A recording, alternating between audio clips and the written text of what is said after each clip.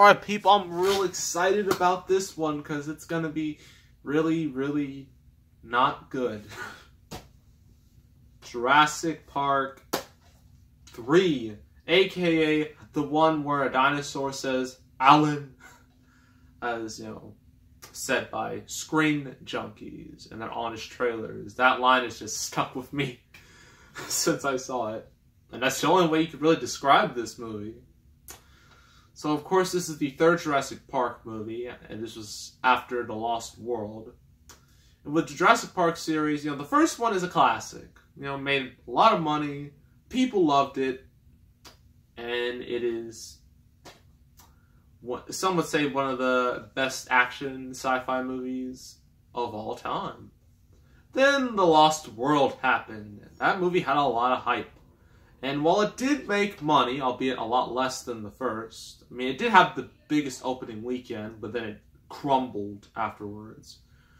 It did not have a good reception, and if you remember, I didn't like the movie at all.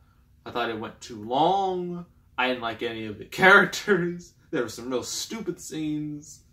I didn't like it. So 4 years after The Lost World, Universal makes Jurassic Park 3. Now, there are a couple things to note. One, this is not directed by Steven Spielberg. This is directed by Joe Johnston, who I think he did Jumanji, and then he went on to do the first Captain America, which I didn't like very much. Thank goodness they found the Russo brothers. Then they made Captain America cool. At least in the movies. The comics, no. Not at all. It's really bad. Alright, second. They filmed this movie with an unfinished script. Whenever you see a movie, whenever you find out a movie was filmed with an unfinished script, run. Don't buy that movie, don't watch it, because there's a good chance it's going to suck. I mean, look at Alien 3. That was filmed with an unfinished script, and look at what it did to that franchise. But yeah, for any aspiring filmmakers in Hollywood, please don't film a movie with an unfinished script. That is the worst thing you can possibly do. Please don't do it, or else you're gonna get movies like this. And this is produced by Kathleen Kennedy. But this is before Lucasfilm and all that garbage that happened. And now it's been reported that she's likely going to be gone in September. That's the rumored date. One could hope. But we're just going to have to wait and see. Because it's still a rumor. Rumors are rumors. You know, because you have to take them with a grain of salt. Although I wish that rumor was confirmed already, because I want Kathleen Kennedy gone, and a lot of people want her gone too. But this isn't about Kathleen Kennedy. This is about Jurassic World. Not Jurassic World. Jurassic Park. My bad.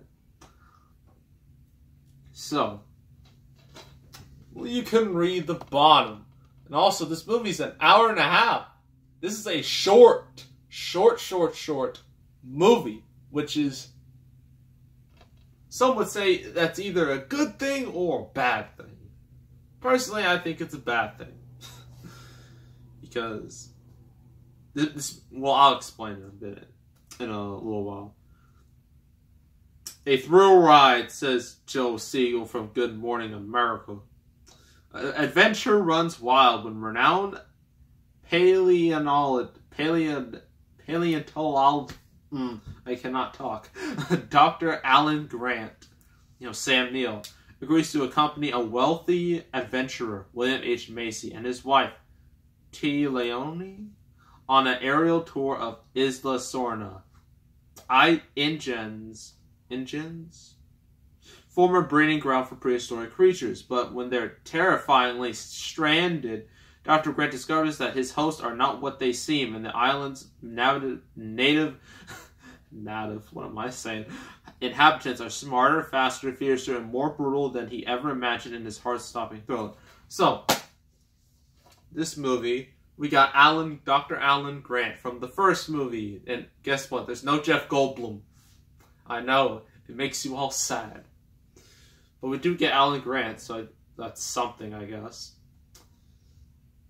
And, yeah, so it's mainly about him. He's kind of forced back into Jurassic Park, more or less, back to the island, which is almost...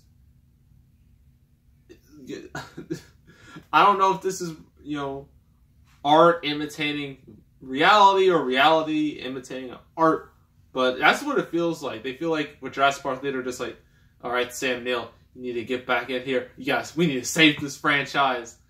You can save this franchise, and they didn't, and it died for 14 years before it came back with Jurassic World. And so he, he meets with William H. Macy and his wife, Tia Leone, because what they want is they're trying to find their son who's been stranded. Like in the opening scene, like I think is their son and some other dude. They're like, how do you say it? Parasailing? Yeah, parasailing on the island with some of the worst green screen you will ever see. But I will get to that when we get to the cons. And so they pretty much bribe Dr. Grant into going, and then they're off to the island. And after, he realizes that he was pretty much scammed into finding, the couple's son. After that, it's just a whole bunch of, dinosaurs and running and screaming and some nice-ish action. And that's the rest of the movie in a nutshell. Okay, so pros. Seeing Sam Neill back in the series is nice. That's not, that's alright, I guess. Some of the dinosaurs are still cool. That's it. Cons. Everything else is just terrible. I mean, you got the couple and their characters. They're not good characters. You don't care about them. You don't even like them. Especially, William H. Macy's wife in this movie. She is annoying. All she does is scream, Eric! Eric! That's all she does. Well, at least for the beginning part. And it's just so annoying.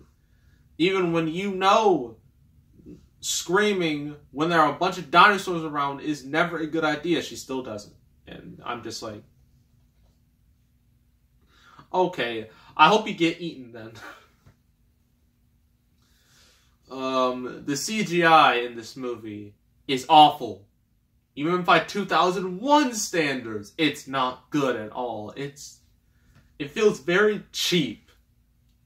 Very fake. You thought the Jurassic World dinosaurs were fake. Oh no. This is so much worse. Like, it's just, they just look so bad. They look like from they look like, I can't even talk. These dinosaurs, pretty much all of them, they look like they belong in a PS1 game. Forget PS2, PS1, that's where they belong.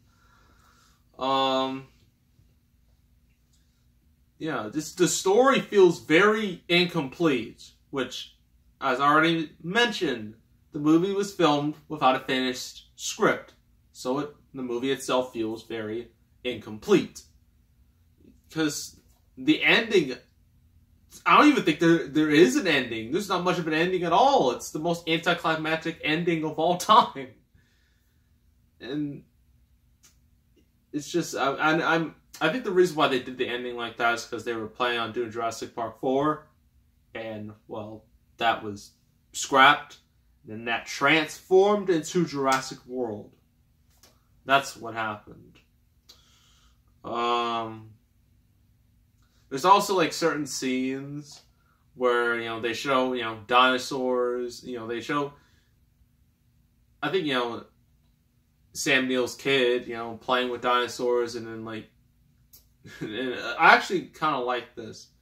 Dr. Grant, he's like telling him, oh, these two dinosaurs wouldn't fight, you know, showing off his dinosaur knowledge, especially after being nearly murdered by them in the first movie. But then like in there, like at the end, there's like this flashback scene, I think, and it shows Barney. Because get it? Barney's a dinosaur. And I'm like, really, Universal? You really gonna show Barney? Like, you're terrible. And of course the Alan scene that has become infamous with this movie.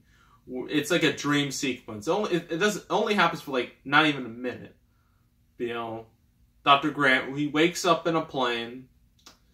And he's just looking around, and right next to him he sees a raptor, and the raptor's just says, Alan, and then it ends. It's so bizarre and so out of place that it's hilarious. And I might recommend it. Well, you can easily watch the scene on YouTube. And the Lego Jurassic World game even made fun of this in the game, which is even better. And also, this movie has a really weird raptor fetish.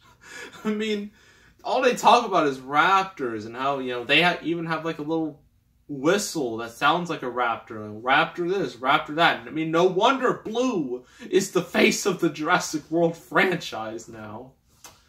You know, Blue the raptor, the little raptor, he's the face of the franchise. I mean, forget the T-Rex. You know, the T-Rex straight up jobbed to another dinosaur. I forgot which one, but it straight up just got murdered so fast, and that's just terrible. I think that's about it. Overall, this movie it's not good at all. The effects are lackluster, has some really bad green screen. The story is terrible. Characters are not well written. It has the infamous Alan scene. It's not good. It's not good at all. I would not recommend this. Watching this was a bit of a mistake. I mean, granted, I'll give it a bit of a pass because it is super short. It's only 90 minutes. But that doesn't save it entirely. So overall, I'm going to give this a 3 out of 10. 3 out of 10, Jurassic Park 3. Please, don't watch this. But I do suggest you watch the Alan scene online. It is really good. So, yeah, that's Jurassic Park 3. Next review, I'm not sure. I didn't really, check yet. But I guess you'll just have to find out until then. So, yeah, make sure to subscribe, like this video, leave a comment, and I will see you all next time, and I am out.